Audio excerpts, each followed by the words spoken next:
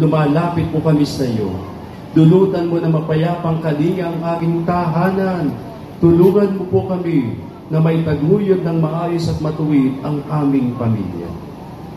Sa aming paglalayag sa buhay, palakasin at patatagin mo ang bawat isa sa amin na makabuo ng isang pamayanan at bansang pinaghaharian ng iyong mahal na anak.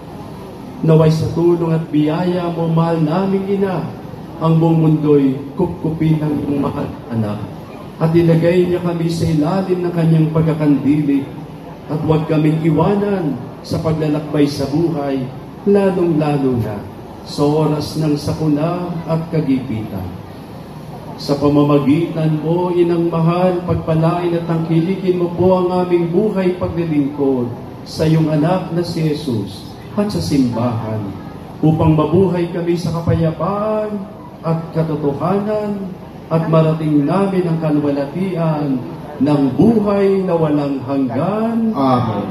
Mahal na ina ng kapayapaan,